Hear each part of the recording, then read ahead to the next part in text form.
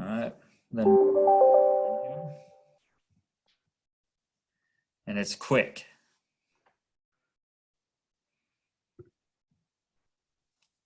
I am going to do a little bit of a delay just so people have a chance to make sure that audio is set up. They're rolling in. Yep, they are indeed. A lot of people need some information. All right, so while people are filing in, I just wanted to say thanks and welcome to everybody for joining. Before I hand it off to Melanie Gottlieb for the actual introduction and moderation portion, I did want to go over some technical logistics about this platform in particular. So this is the first time we've used Zoom as a webinar platform. It has a more open chat feature than our go-to platform. So you can use the chat to talk with everybody if you want to. However, we do want you to use the Q&A feature in order to ask questions directly to the panelists. And that way we can kind of keep track of what questions have been asked and just generally with the volume of questions we are expecting, be able to manage them appropriately. So chat will be reserved for discussion, any kind of technical issues you might be having, and use the question and answer feature for the actual questions to the panelists. Otherwise, this is being recorded, and we'll make sure that it is available on the website and emailed to everybody once everything's wrapped up. So without further ado, I want to hand it off to Melanie Gottlieb. Thanks so much, Mike. Good afternoon. I'm Melanie Gottlieb, Deputy Director of AACRAO, and I'd like to welcome you to AACRAO's inaugural coffee break. We had originally intended these conversations to be video chats with members and panelists, but the popularity of the topic necessitated moving to this webinar format. Regardless, it's a pleasure to be on the line with all of you today as we all navigate the new world of remote delivery together. Joining me today on this presentation are 3 board members who I especially want to recognize for giving time to AACRAO while in the midst of a campus crisis to share with you their perspectives, which may be helpful as you navigate your own decision-making on your own campuses. Dr. Christy Wold McCormick, University Registrar at the University of Colorado Boulder. Dr. Stan Demerit, Vice President for Student Affairs at South Plains College in Texas. Tim Amix, Director of Admissions and College Registrar for Volunteer State Community College in Tennessee. And in addition, we have Dr. Wendy Kilgore, AACRAO's Director of Research, is also on board for the discussion. We're really hopeful that our technology today will not fail us. This is the largest Zoom call we've done thus far. We are not using the video function, and your mics are all muted so as to save on the bandwidth. We ask that you use the Q&A function as described by Mike Sisson at the bottom of the screen. We will address these questions as best we can during the Q&A section of the webinar at the end. Please don't use the chat function unless you have something that is more technical in nature. With so many of you on the call, we know that we will not be able to answer all of your questions. Rest assured, they will be collected and added to the ever-growing list of policy questions that our guidance team is working through every day. Who is the guidance team, you might ask? Executive Director Mike Riley, myself, Associate Executive Directors Tom Green and Tina Deneen, and Director of Research Wendy Kilgore, all former campus-based professionals with years of experience, along with Director of Government Relations William Gill, make up the guidance team. We're using established AACRAO standards and guidance and re-envisioning them through the lens of the current COVID-19 crisis, and then consulting with subject matter experts from our board of directors. While this is not the typical way that AACRAO has released new guidance, we are trying to balance the process of member development with the need to address the current crisis with something immediate to support you as you navigate the new normal. We want to give you guidance that is thoughtful and well-developed, yet timely. So here's what we're going to do today in this time. I've just done the introduction, And then I'm going to give you a very quick overview of some currently available resources that you might find useful that are not necessarily directed to COVID-19, but nevertheless have very strong guidance that you can use as you navigate decision-making and policy change on your campus. Then we're going to talk to Dr. Wendy Kilgore about upcoming surveys. Then we will talk to our board members to get their institutional perspectives. And then we will give an overview of the draft guidance in light of COVID-19. And then we'll have Q&A. Mike, you can go ahead and direct the next slide. The first guidance, the first policy guidance I'd like to direct you to is the just released Academic Record and Transcript Guide. Our COVID-19 guidance aligns with the latest ARTG. It's available in the bookstore. And there are quite a few reminders in that transcript guide around business continuity planning, which we're all very intimately familiar with now. Next, Mike. Additionally, I want to bring your attention to a book that's been on the shelf for a little while on student displacement. Chapter 6 specifically addresses medical outbreaks on campus, and for a limited time, we have offered a free download of Chapter 6. And so that is available right now on the AACRAO website, and if you'd like to take a look at it, feel free to download it. If you were interested in the full book, that is available in our bookstore, and it's also available in Kindle format from Amazon. Next, Mike. Lastly, I want to point you to our report from 2019 on inclusive admissions policies for displaced and vulnerable students. And while the topic is very much directed at refugee crises, the methodologies that are in place for working with those kinds of students really are very applicable to the current situation that we find ourselves in. Essentially, the philosophical approach to any disruption or any crisis practice is around clear communication to stakeholders, transparency of practice to stakeholders, consistency of approach and in your application of practice, and acting in the best interest of the student. The application of all of these above give you the appropriate balance between the protection of your institutional integrity and the support of student success. I'd like to turn it over to Wendy to talk about upcoming 60-second surveys. Thank you. We normally roll out 60-second surveys only once every couple of months, but in light of the questions that we are receiving and our other member organizations are receiving about all the various practice changes that are out there and the interest from members in wanting to know what other institutions are doing, we're going to try to roll out a couple fairly quickly back to back, taking little chunks at a time. The first one will be in the next several days, directed at primary contacts only and focusing on specifically grading practice changes. And then we'll try to roll out another one probably shortly thereafter, within a few days or a week, about transfer practice changes.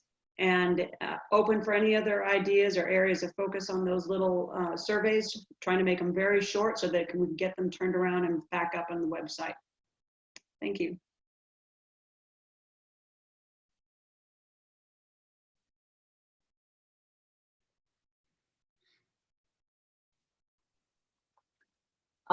Okay, next we'd like to move this to the section of institutional perspectives. And Christy, if you'd like to go ahead. Yes, thanks, Melanie. And thank you for everybody for participating in this. We realize that these are unprecedented times, and each campus has its own story and journey related to the situation that we're dealing with right now. And what works best for one campus might not always be the best path for another. Yet we're hoping that with some common understanding of options being utilized across campuses, we'll better be able to determine both our immediate needs and shape future decisions related to admissions and records. So I'll talk about the journey that the University of Colorado has been on over the past 2 to 3 weeks. CU Boulder announced about 3 weeks ago that it would be teaching out the remainder of its spring semester classes remotely. As such, we began exploring numerous academic policy options, which included grading, and we really wanted to make sure that the students' best interest was kept in mind with all of our decisions. We know that for many of our students, their lives, just like ours, have been upheaved. Many have had to move, some have become ill, and others have not experienced or do not perform well with online or remote instruction. And now this is being forced upon them. We also considered which options would be least disruptive to the continuity of our business processes, or to which temporary exceptions could be more easily applied given these unusual circumstances in spring of 2020. Of course, maintaining academic integrity has always been key, but we also knew that there were going to be some policies, procedures, and deadlines that we could more easily flex than others. For starters, we extended our deadline to the last day of classes for dropping classes, withdrawing from the university, and invoking grade replacement. We also recently extended the option for students to select a pass-fail or no credit grading basis on the majority of undergraduate and graduate class sections through the last day of classes. We felt it was important at our campus to leave this option up to students, as some will do just fine in their classes and wish to retain their letter grades. Approximately 3/4 or 75% of our classes were already set up to allow the student option of PF, pass-fail. So we simply had to update the remaining sections, undergraduate and graduate sections, that were only set up to allow for a letter grade. So now students again have until the last day of classes before finals to decide if they want to earn the final letter grade, switch to pass-fail, or opt for a no credit. We did consider things like licensure and college, school, and program needs, and ultimately there was sweeping support for the student option across the university. Our law school, which is slightly a little bit different, is going to use a mandatory credit, no credit grading basis for spring semester only. Some other things that we've done in this space is to define and distinguish remote instruction from online instruction. At my institution, online classes need special approval and have special instructional design behind them to be taught online. Whereas remote is the term that we're using to now assign classes that were initially taught to be in person or face-to-face. Remotely taught classes, as opposed to online, are typically synchronous.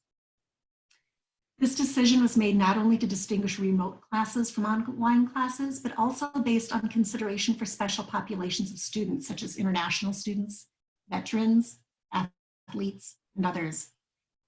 We do realize that federal and other guidance is currently being reviewed or changed for some of these special populations given these unusual circumstances, and we'll be paying close attention to what guidance comes out for those special populations. We're currently testing our degree audit system to not count pass or P grades earned in spring 2020 against the pass caps that are, or ceilings that are set by our colleges, schools, or programs.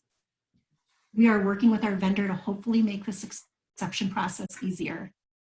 We decided to enforce our standard grade replacement policy, however, which does not allow students to replace prior grades with a grade of P.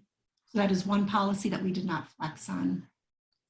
We are developing reports for academic departments, including one that they can pull to see which of their students have elected the pass-fail option in any classes, so they can do any necessary outreach or advising if appropriate, if they think maybe a different decision would be in the student's best interest based on their career goals. At CU Boulder, faculty don't know when a student has selected pass-fail. So they assign the letter grade, and our system, where PeopleSoft School, converts it to a pass or a fail. At the end of the semester, we inform the colleges and schools that we will provide them with a report of their students who selected the pass-fail option, as well as the original faculty input grade.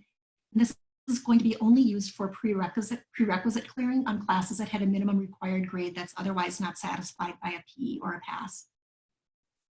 In terms of academic standing, we're just now beginning to explore those rules to see if we'll flex any of them for spring, including probation, suspension, warning, and dean's list. We have a little bit of time to make those decisions. So like all of you, we are doing triage on the most important things first. And finally, we've recently decided to make all of our summer classes, which begin on or before June 1st, remote.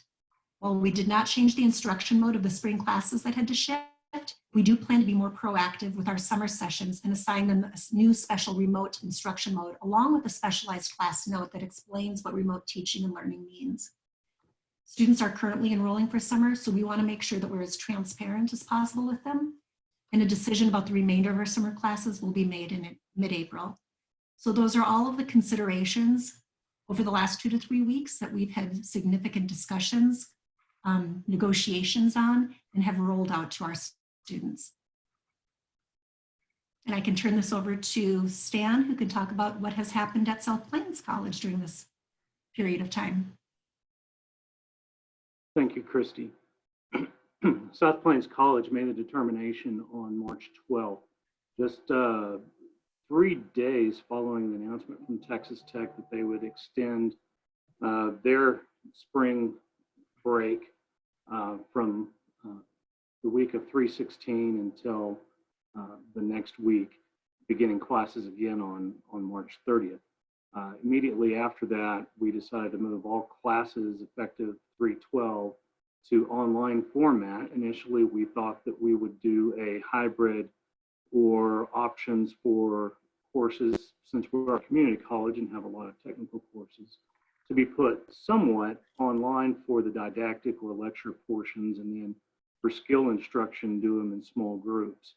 However, the governor came out earlier this week, late last week, and stated that due to distancing, social distancing in the state, we would not be able to do so. So the college took it upon ourselves to say all classes online. If at the end of this, we need to see course competencies being fulfilled through especially technical courses of showing competency of how to do a weld or material identification, that type of thing with those technical courses, that could be done shortly thereafter. May result in an incomplete in the course until those competencies could be met. So we may be issuing quite a few incompletes. However, we do have with our faculty the opportunity to limit the length of those incompletes. Currently, as of Tuesday of this week, the Dean of Arts and Sciences polled all of the faculty regarding pass-fail options in the arts and sciences courses. And based on return, we came back as an institution and decided not to do pass-fail options that are currently outside of our policy. Therefore, we do not automatically flip that over, as you've probably seen a lot of institutions do in the past day or so, if you've been keeping up with Registel or even your state or regional listserv. All courses, however, based on our state of Texas Higher Education Coordinating Board, as well as SACCOC, so the Association of Colleges and Schools, says that we must meet those competencies that we outlined in each one of our courses. So we're ensuring that somehow, no matter what we do, we find ways to ensure that those competencies are being met.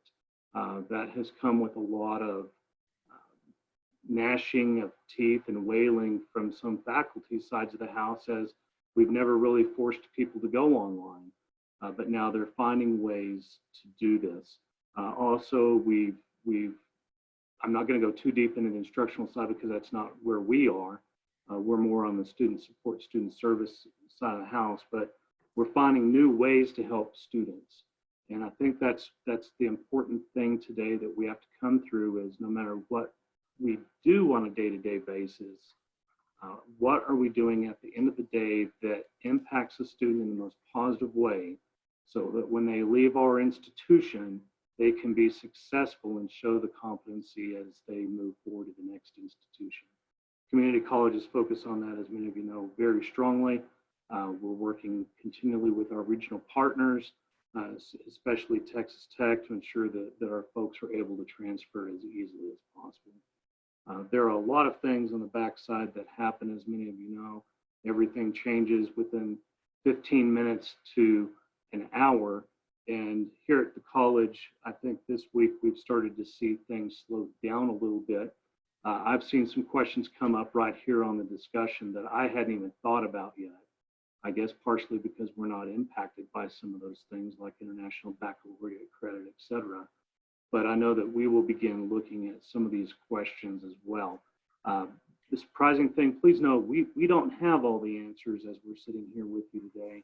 Rather, affording an opportunity for all of us to come together to find answers to a few things and maybe find resources to create that composite FAQ list toward the end. I do have some other comments I'll make toward the end for some basic points I want to share.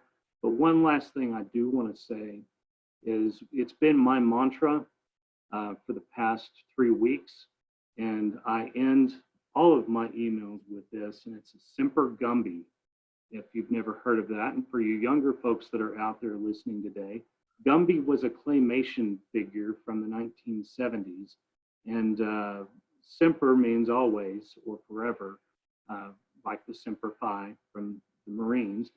So forever or always flexible. So remember that today as we move forward. We have to be flexible in everything we do. Thank you. Hi, this is Tim Amix. I'm Director of Admissions and College Registrar at Volunteer State Community College in Gallatin, Tennessee. I'm sure most of you on the call may have never heard of Gallatin, but we're about 30 miles north of Nashville, Tennessee. So just outside of the metropolitan area, but still within the census window of Nashville-Davidson County. During our spring break week, we made the decision to extend spring break by a week. And I think it probably is worth noting that our COVID crisis began with a pre-crisis. Many of you may have seen in the news that Nashville was hit with tornadoes, and be aware of that. But what didn't make as much of the news were some of the smaller towns in the area that were hit. Our community college service area is about 100 miles wide, and that tornado touched down in Tennessee in a very rural area where we actually have 2 campuses that are about 100 miles from our main campus. And so we moved from the crisis of our students living in a damaged homes and damaged area with damaged infrastructure to telling them that they were not going to be coming back to campus because of the COVID-19 crisis. So that was, we went from one crisis to another. And luckily or unluckily, my particular institution had actually been hit by a tornado in the mid-2000s, which caused us to take crisis planning a little bit more seriously, and also dealing with continuity of instruction, because we had to address all of those things when that tornado hit. It destroyed or seriously damaged almost all of our buildings, including the building I was in that day. And again, we had to shut down and reevaluate where we are and move forward.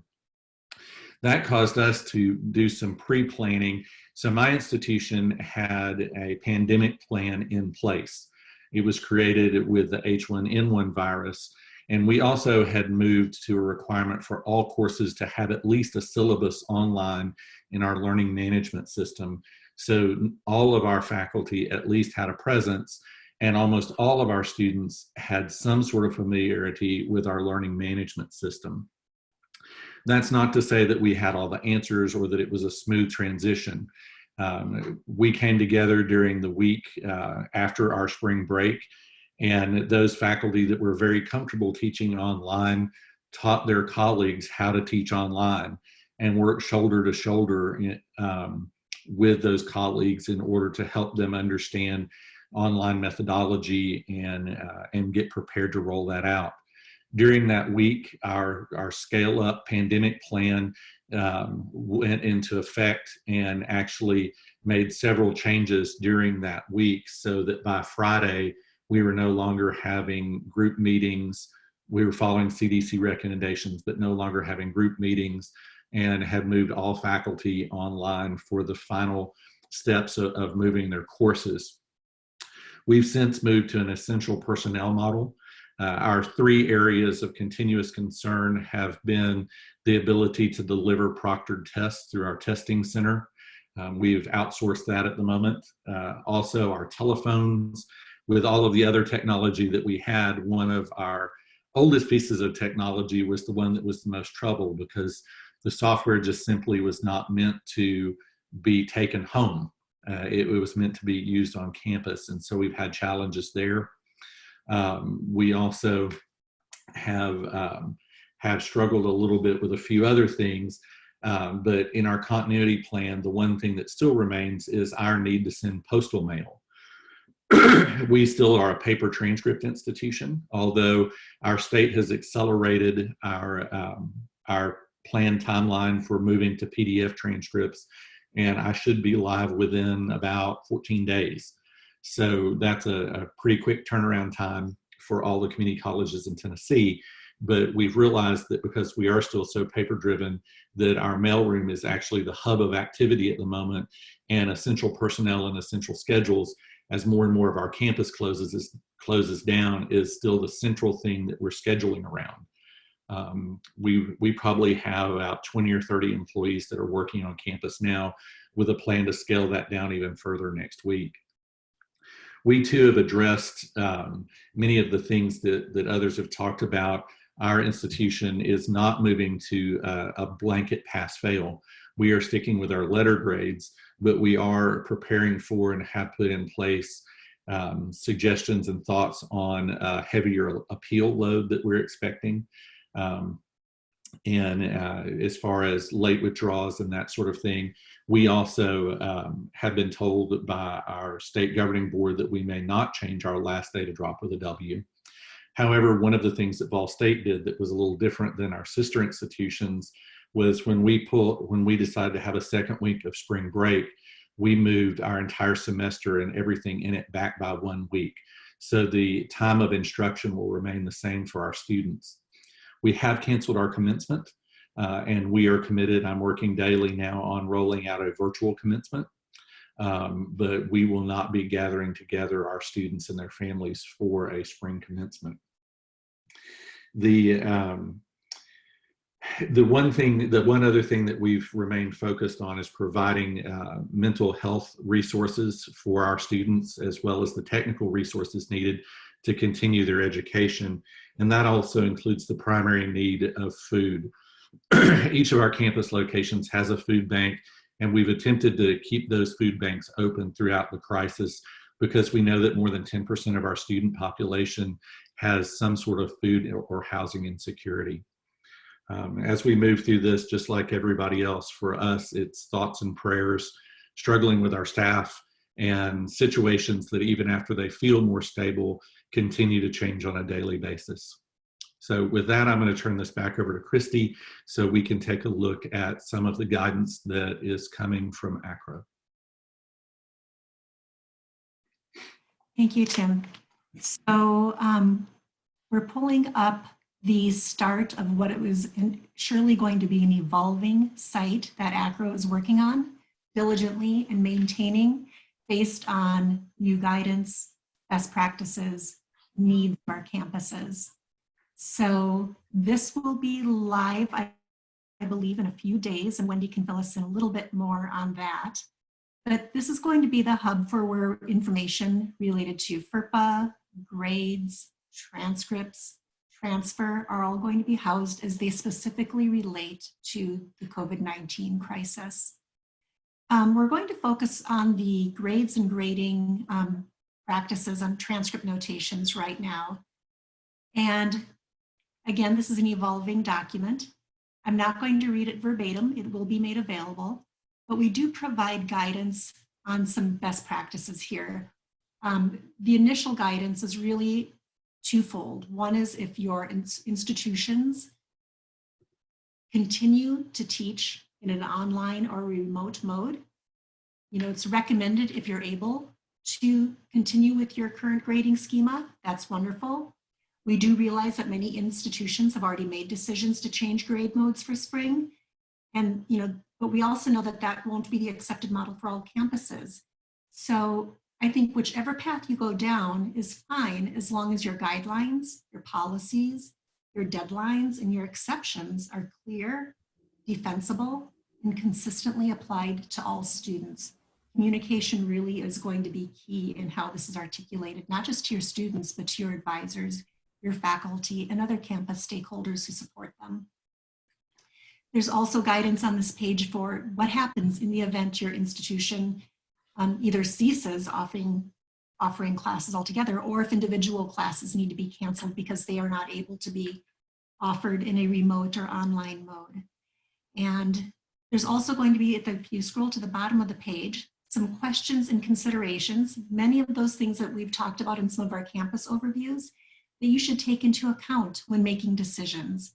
Again, about communication, about impacts of non-standard letter grades on degree requirements, on degree audits, on academic standing, on things like financial aid and veterans eligibility. And how will this impact admission policies? I know a lot of us have already been talking to our admission folks, imploring them to be more lenient in accepting of past grades in transfer for future students that are coming in who have those marks on their record for spring semester, whether it's a P, whether it's a CR, whether it's an S for satisfactory, or whether it's the standard letter grade, that admissions decisions are made with that in mind, that students were going through a different type of duress experience in spring of 2020. So all of this guidance, again, will be developed in more detail as more information is known. But again, AACRAO is not a governing body, so it's really important for you all to consider things that are very specific to your campus. There may be system or state guidance on some of these things. As Tim mentioned, that the Tennessee Board of Regents came down with a mandate about drop deadlines. So you have to heed all of those types of considerations as well. Other things, again, we talked about financial aid implications. There's changing guidance coming out related to federal financial aid. You also need to be thinking about how record impacts might impact bursar and refunds if you're changing instruction modes, and whether that requires students to still pay mandatory fees if they're not on campus. Does that change? How do you issue refunds if classes are canceled? You may see a spike in retroactive drops and withdrawal appeals, citing extenuating circumstances. So those are all considerations. And we do know that campuses are going to be financially hit really hard by what's happening right now, and some of the decisions we've had to make, and some of the decisions our students have had to make. Wendy, is there anything else you wanted to add about the site? No, not at this time. Thank you. You covered it. So I think that brings us to about the halfway point in our webinar, and we wanted to focus the rest of it on a discussion and Q&A.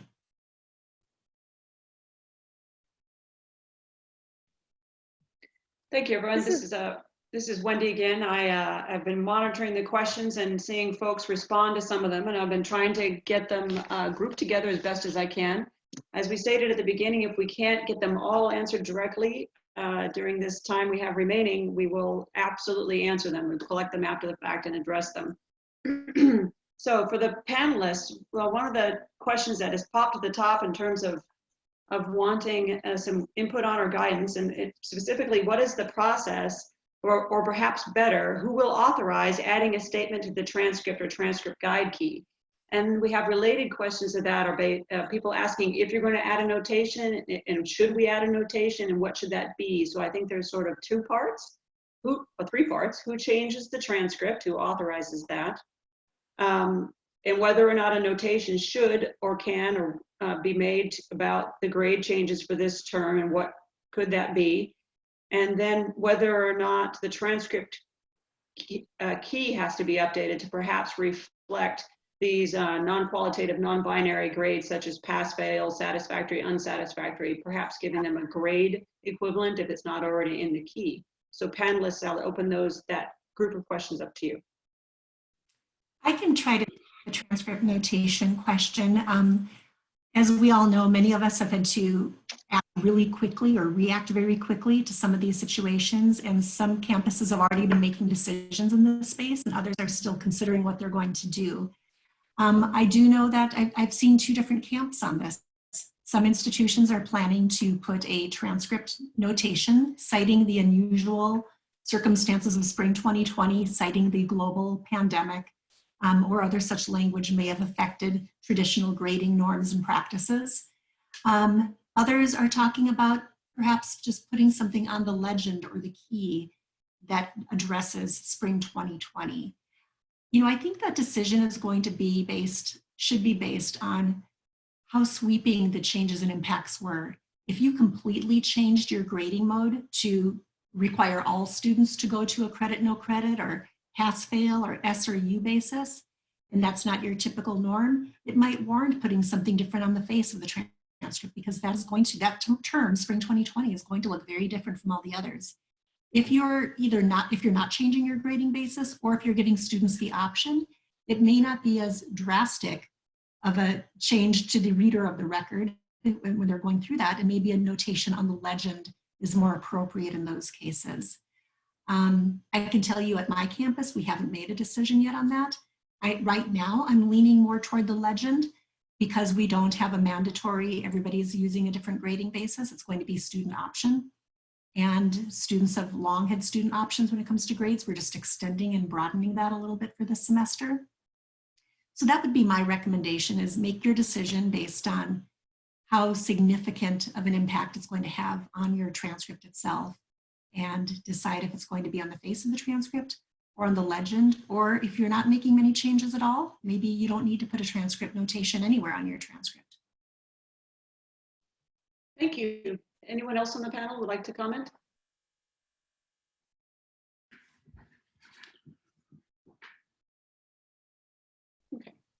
The part of the guidance that AACRAO's developed is relative to the transcript notations on there, so that is going to be on that page, which Melanie has noted that it is the site is still in draft mode and not going to be linked to the main site until next week, but it's live and you can visit it, but it's still draft mode.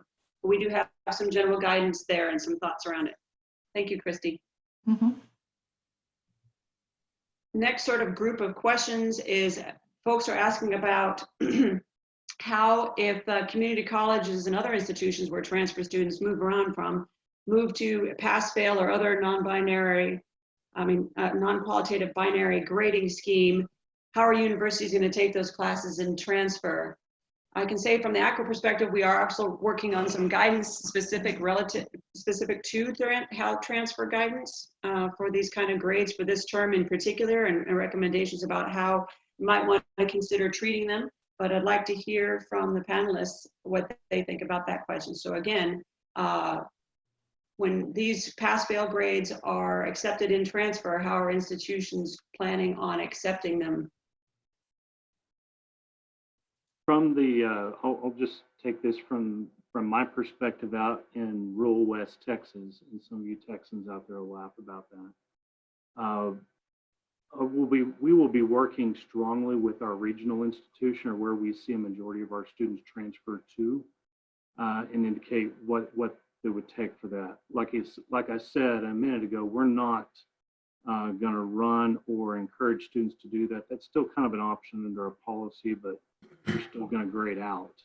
But if we end up in that predicament, we would work strongly with Texas Tech, Lubbock Christian University, Angelo State, West Texas A&M, and I'm sure they would try to work with us too, as long as we had what that grade looked like. For many of us, we're saying, okay, pass is a C- or greater, then that means they must have achieved some type of competency within that. I think the biggest question here, whether it's pass, fail, or a letter grade, and it's something that SAC COC has said, it's something that the Texas Department or Board of Nurse Examiners has said, it's something that Texas Higher Education Coordinating Board has said. Did the student meet the outcomes for that course, period? That's where the grade comes from. We've got to meet the competencies. So by giving a pass-fail, are we saying that we're not able to meet all the competencies for that course? So that's a question that you have to ask within your institution. Anyone else want to chime in on the related questions? Okay. We also have a slight different take on this, the qualitative, non-qualitative binary grading. We have several people asking about the differences between pass, fail, if there are any, credit, non-credit, satisfactory, non-satisfactory. There's a whole lot of permutations. There's even someone who's doing an S, a D, and a U, where S is satisfactory, D means a D grade, and U means failing. If the panelists would like to address if they see that there are any differences among those various grading choices, and if so, what they are. And this is Tim. I'll take a first stab at this from maybe a slightly different direction, and then wisely hand over to Christy, who has lots of grading modes. I've always taken the approach that if you have a policy in place, that policy may actually cover the situation that you're in, but you need to slightly change the definition. When we were talking about this the other day, I mentioned when we first started doing online classes, we felt strongly that some people felt strongly that we needed to have a policy about bullying in the online classroom. And my response was, we already have a policy on disruptive behavior in the classroom. What we have to do is expand our understanding of what the word classroom means. So when you're looking at your policies, I would encourage you to look at that through the lens of this particular situation and see if a change is actually needed versus a minor exception. And those are two very different things. For us, we're going to look at, my particular institution does not transfer in GPAs. So any mark that would be on a transcript that indicates that the student received credit at that institution and was able to move forward, we would consider that as satisfying the requirement. Now that's transferring to a community college as opposed to a university, from a community college to a university. But I believe that in Tennessee, we are tight enough as a system of higher education institutions, both through our natural communication with one another, but also through Tennessee AACRAO, that we would be able to get information out about that and have discussions. Like Stan was mentioning, not just talking to our regional institutions that we transfer a lot of students to, but having a statewide conversation. So, Christy, do you have some stuff to add? I know you've got a lot of different grade modes. Yeah, I think the question, if I understand it, was wanting to know between all those different options, if there are some that are either preferable or if there are advantages or disadvantages to all of them. I've seen lots of different policies or guidelines that schools are coming out with. And right now, it is kind of all over the map in terms of some are going to pass-fail, some are going to SU, some are going to credit, no credit, some are creating unique, brand new grade modes just to handle the situation. My personal thought is that if you're able to utilize something you already have and extend it a little bit more broadly, I think this is what Tim was getting to, that might be at least effective for your staff, your systems, but also already mirror some of the practices that you already have on your campus. For example, we already had a pass-fail grading basis on our campus. We just extended it to more courses and extended the deadline so that students could elect that grading basis up until the last day of classes. So now students can either do pass-fail, letter grade, they can drop, get a W up to the last day of classes. So we just really had to extend something we already had. So some schools already use the SU model, and if you can extend that, that's great. If you already use the credit, no credit, and you can extend that use for more cases this semester, I think that's the easiest solution.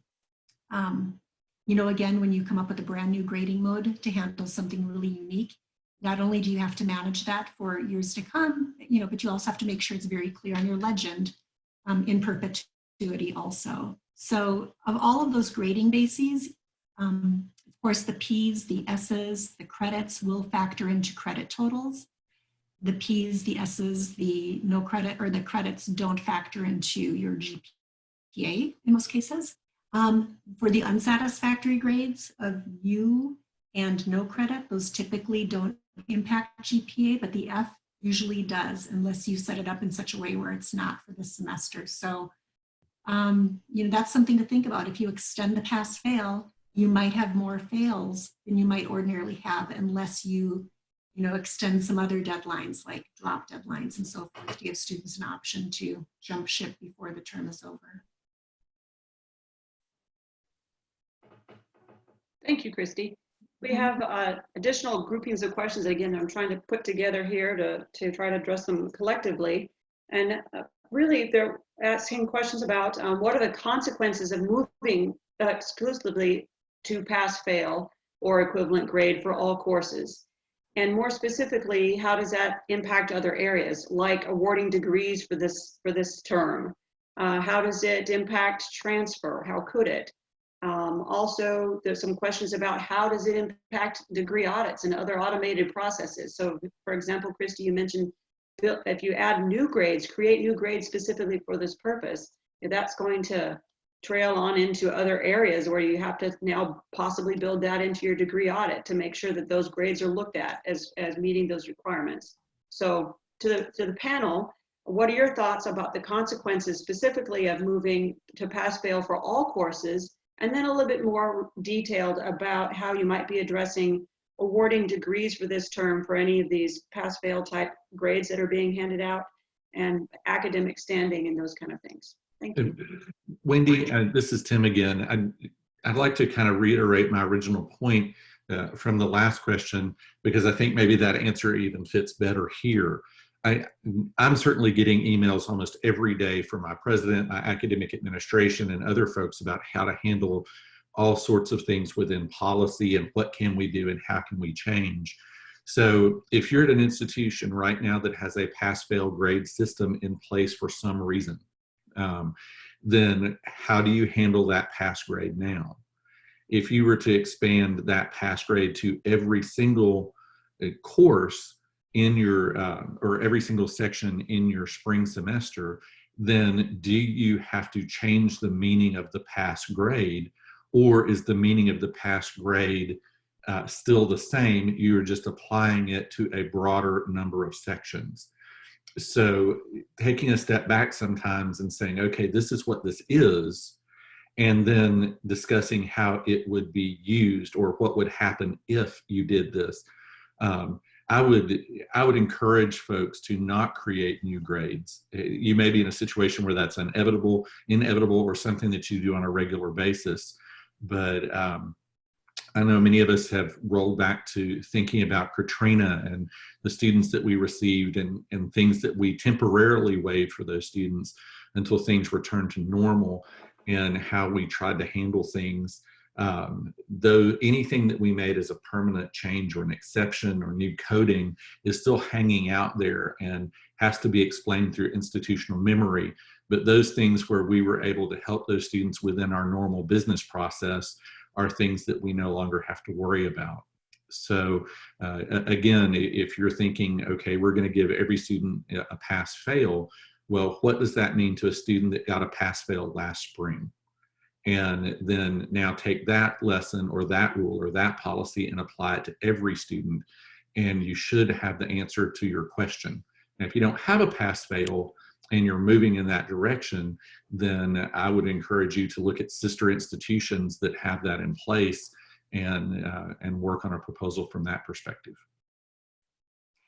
I'll just jump in on that too. If I understood some of the question or part of the question correctly, is some campuses are making this mandatory pass-fail for all students, and all their faculty are going to be grading pass-fail or credit, no credit, or SU, whatever the equivalent is. Whereas other campuses are making this student option, which is what we did. That's a really important consideration. Yes, I think we realize that licensing boards and other agencies are going to have to be more flexible in how they evaluate and look at P grades where they maybe normally had more restrictions against them.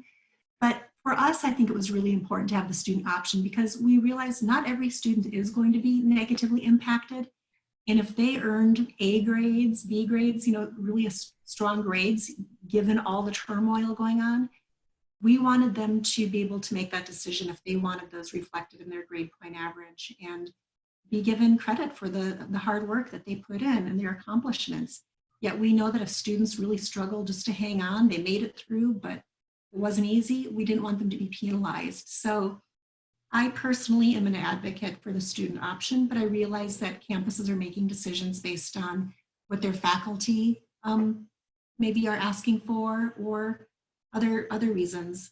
And then in terms of degree requirements, it is important if you have caps or ceilings, and I believe I mentioned this in my campus overview, that limit how many pass grades apply toward degree requirements, that you should find a way to exclude the pass grades or S grades or CR grades earned in spring semester from those ceilings, especially if a student was not given a choice in the matter of how they were graded. I want to add a little bit to that as I've been reading through the Q&A slides and the questions on different things related to issuing pass-fail. Remember, doing this impacts the student. And I'm not an advocate for or against, but there's some things that we see with our students. Certain students expect certain things. So you may see, even though we're going to pass-fail, some students who are A students all the way through still want a president's list or a dean's list certificate at the end of the term. That's going to be impossible to manage. There's no way to do that on a pass-fail scale, because you're saying when you pass, you're passing with at least this grade value. So in many cases, that's well below your dean's list or president's list or your term honors appropriation. So you could have some students that are rather upset with that, but they're going to have to get happy in the same shorts they got mad in, I guess. And I hate to be blunt about that, but I don't know how else to say that. And you may laugh, you may be saying, oh my God, I'm getting off this conference call now. But it's the fact of everything we make a decision on is going to be a concentric circle, just like throwing that rock in the water. It's going to ripple to the next thing, to the next thing, to the next thing. So as we go out and make these decisions, make sure as an institution we're looking forward to what that next thing is. We make this decision, what may happen here, not to gloom and doom, but making sure you're weighing out pros and cons going forward. I think that's very, very important. I'm having to jump off of this call, and we are nearing time, but I've got another call with our executive council in about 3 minutes. But I just want to leave you guys with some stuff and not close it out, but leave you before I do go. Know that you're not alone. Make sure you're collaborating and supporting your administrators and your executives' decisions. Make sure you take care of yourself. Remember the student and your fellow employees. And as always, Semper Gumby. So we'll talk to you guys later, and I'll hand that back off to my colleagues. Thank you. This is Wendy again. Would any remaining panelists like to address how you're handling academic probation? So students who are currently on academic probation and standing this semester? That is the next item of discussion on the University of Colorado Boulder campus. We had to focus on some of the immediate needs of getting our grading bases adjusted, getting announcements out to students, making decisions about commencement, and making decisions about our early summer classes in which students are currently enrolling. So again, we're kind of doing a triage approach, but academic standing is something that is on our list to discuss and decide how we're going to handle it. I have to be honest, we have not made a final decision yet on how we're going to handle that, but I'd be happy to give an update to anybody who'd like to know once we've made those decisions. I'm kind of in the same shape as Christy. We're discussing things as we have to. Academic standing can, as far as probation suspension, can wait just a little bit. I anticipate that we may be a little lenient there. But right now, I'm much more concerned knowing that my student population is not very change tolerant when it comes to, sharp 90-degree turns in what's going on. So I'm far more concerned in trying to figure out different ways that, as registrar with the data at my fingertips, that I can help identify students that are at risk of not continuing. I'm much more worried about the students. I do know that some campuses have made decisions to just not do academic standing, or things like dean's lists this semester, just to waive all of those for one semester only. But I think it really, again, comes back to what you're deciding to do with your grading bases. Thank you. Again, we have a lot of questions that are remaining in only a few minutes. I would like to see if the panel can address just one more, and then I'll try to summarize the other questions that we have and how we're going to try to address those for you, or how our plans to address them for the attendees. Do either of you have any plans in place for addressing incompletes from last semester to this semester who weren't able to complete their class for whatever reason due to COVID, and whether or not your incomplete plans for the current term are impacted in some way? This is Tim. That's a pretty short answer for me. Our deans have approved that all I grades can be extended throughout the fall term. So fall 19 I grades don't have to be resolved until the end of fall 20. And we're encouraging faculty to work with their students, but we're anticipating an increase in I grades at the end of the semester and are prepared to monitor that increase. Currently, and this is something we've actually been looking at changing at the University of Colorado Boulder, but for right now, this serves us well, is we give students 1 year to resolve an incomplete. We've been talking about shortening it, but this right now is going to advantage those students who need some extra time. So if they had an incomplete from fall semester, they will have through this fall semester to complete. If there is somebody who had through the spring semester to complete and they need an extension, I'm fully anticipating we would be lenient on that. You know, if somebody's graduating and they need the course, obviously that would impact their degree eligibility. But if it's not for a graduating student, we will have leniency. We did instruct faculty not to just broadly assign incomplete grades to students this semester because of this situation, but to uphold our typical standards with incomplete. So if they have to be student initiated, a significant amount of work has to have been completed.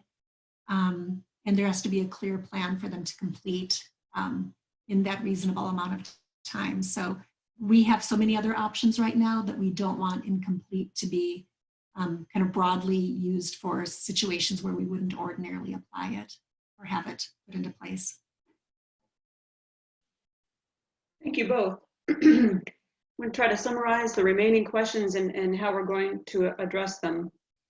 They seem to fall into a series of buckets. One is the grading practices we've been talking about primarily on this webinar. And when you have a chance, those of you who are on board with this, if you can see the links to the temporary or the draft website.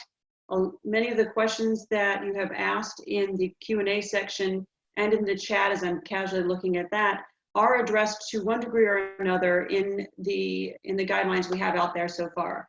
And as was mentioned earlier, that is a live document, so it will be updated. There are some things I can see that we should probably add a little bit more content to on that page based upon the webinar here, which is fantastic. We always learn from all of you. The second bucket would be sort of the admissions bucket. People are asking about what are you going to do about international baccalaureate credit and AP credit and those kind of things for incoming students with regards to how do we recognize their accomplishments in those areas if the tests are not going to be given? Also about transfer, that is an ongoing question. You know, people have asked how are these grades going to affect transfer, or how should we treat them in transfer? That is a guide page that we are also working on, recommendations and questions to consider for transfer. We also had a few questions more in there about the graduation ceremonies, commencements, what's going to virtual, what does that mean? We might be able to get some answers out there relative to that, how folks are doing it. And a lot of these things are also tying together to the surveys I proposed, which I've also had a couple of questions about. I will get that grade or intend to get that grading practice survey, the one that's tied mostly to the webinar today, out in a few days. And then turn around like I typically try to do for the 60-second surveys, which is with descriptive quick responses within about 5 business days. And then we will roll on to the next one and try to do the same thing.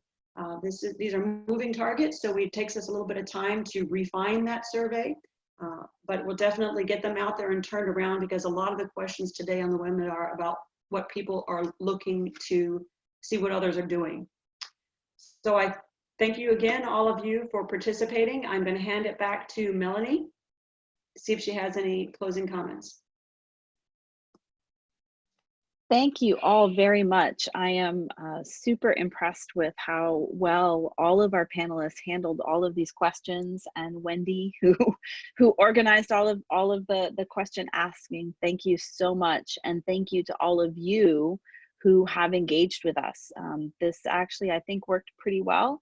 We will get the recording out and any kind of transcription of the conversations in terms of the Q&A and the chat as quickly as we can. The transcription, we don't quite know how that's going to work yet, but we will figure it out. We are really looking forward to continuing this. I also want to say save the date. Because we find ourselves in a situation where guidance is needed very quickly, and we have a need to engage with each other on these topics, we're going to do AACRAO coffee breaks for the next several weeks moving forward. So save the date. Next week's coffee break will be on Friday at 2 p.m. Eastern. That's a difference from this one. This week was 3. Next week will be at 2 p.m. Eastern. And next week we will discuss admissions and transfer guidance and host a conversation on that vein. More to come. You will see a registration early next week posted on the site so that you can go ahead and register. And we look forward to seeing you there. There is also on that COVID guidance page that we previewed for you today that you can jump on, the ability to make a suggestion to AACRAO for more guidance. And if you would like to do that, you can absolutely, as a member behind the member login, you can make a suggestion for us to include in the guidance, and we will be reviewing those suggestions all the time. So this is a work in progress. It's evolving, and we appreciate your help and feedback and your patience as we attempt to all navigate this new world differently. I look forward to seeing you again next week. Happy Friday and have a wonderful weekend. Thanks, everyone.